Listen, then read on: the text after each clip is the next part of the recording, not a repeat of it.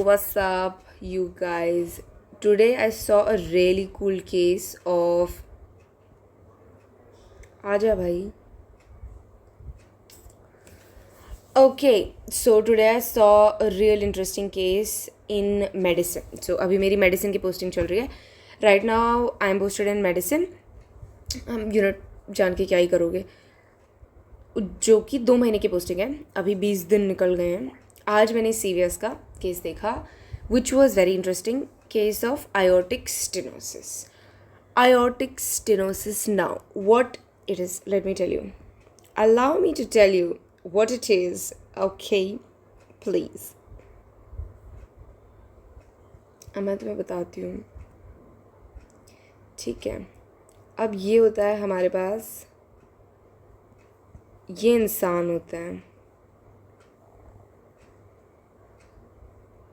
ये इंसान का हार्ट होता है.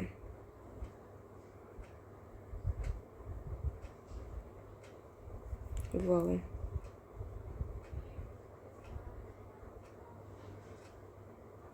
ठीक है. यहाँ से जा रही होती है ये, और यहाँ से बेसिकली हमारे हार्ट में 4 चेम्बर्स होते हैं जो कि दिख रहे हैं यहाँ पे क्लियरली.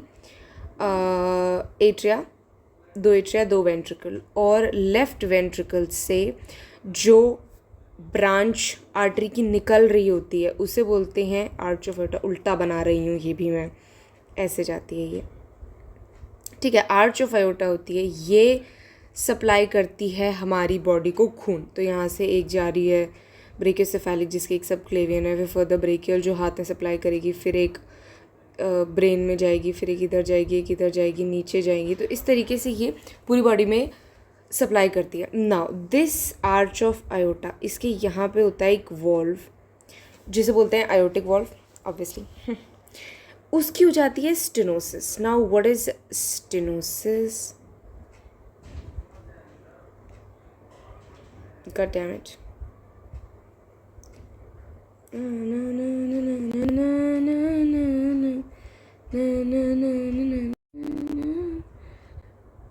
ये भी ठीक है. This also serves the purpose, I guess. Does it or doesn't it?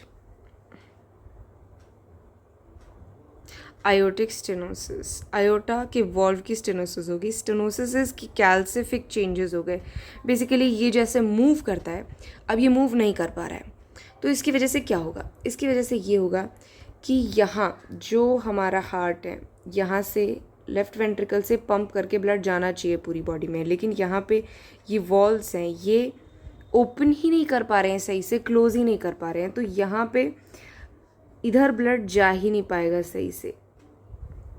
Okay, so reduced ejection fraction होगा, जिसकी वजह से डिक्रीज्ड ओवरऑल.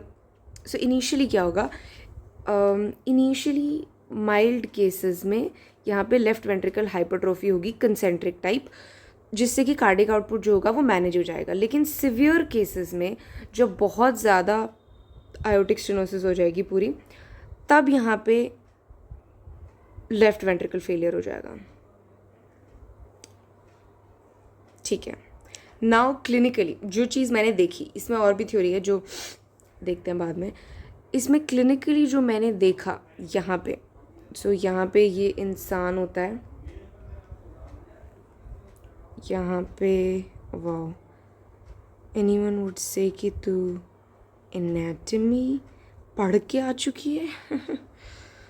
ये हमारे पास जब हम कार्डियोवैस्कुलर सिस्टम एग्जामिनेशन पढ़ते हैं तो उसमें मेन चीज़ होती है ऑस्कल्टेशन. ऑस्कल्टेशन एरियाज़ होते हैं, 4 होते हैं मेनली, बट एक और भी होता है. तो यहाँ पे सबसे पहले एरिया होता है यहाँ पे aortic area, that is right second intercostal space. Wow, the camera is just not working, I tell you. इस कैमरा का मूड ही नहीं है चलने का.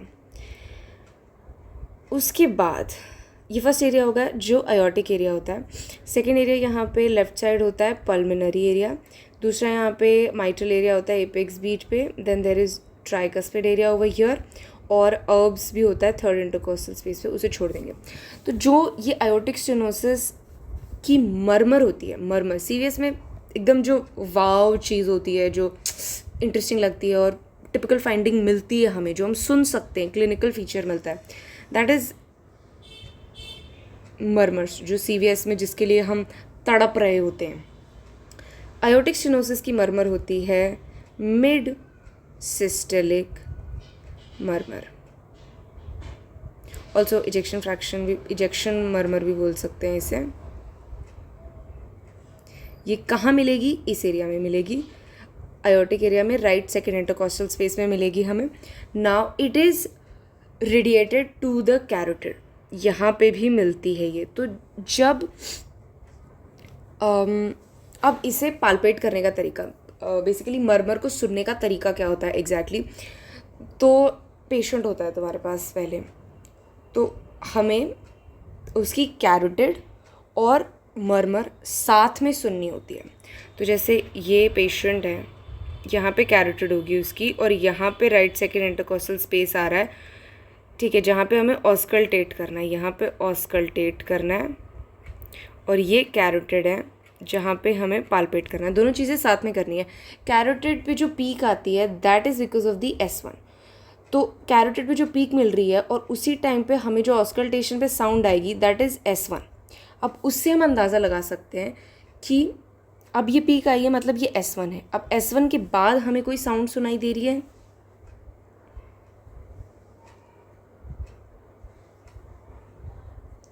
कि अब S1 के बाद जो टाइम है उसके बाद हमें कोई साउंड सुनाई दे रही है, दैट इज़ मर्मर, तो वो मिड सिस्टलिक हो गई। S1 के आसपास या S1 से पहले सुनाई दे रही है, that is early systolic.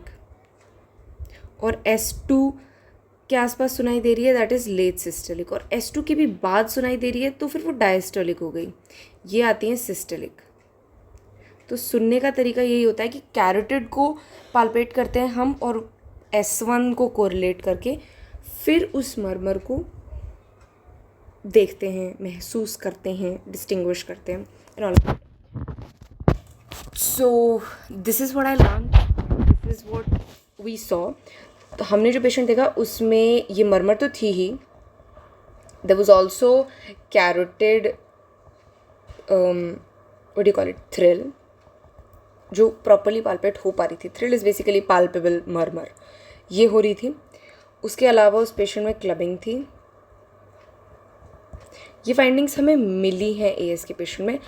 Plus the case was not of typical like सिर्फ एएस नहीं था, साथ में वैस्कुलाइटिस भी थी, तो कुछ कुछ उस तरीके के सिम्टम भी थे जैसे कि आर्म क्लॉडिकेशन। तो it was a interesting case overall, काफ़ी बढ़िया फीचर्स थे। सो CVS, this is what I learned today, and it is 21 March 2025. This is what I learned, CVS AS. Thank you.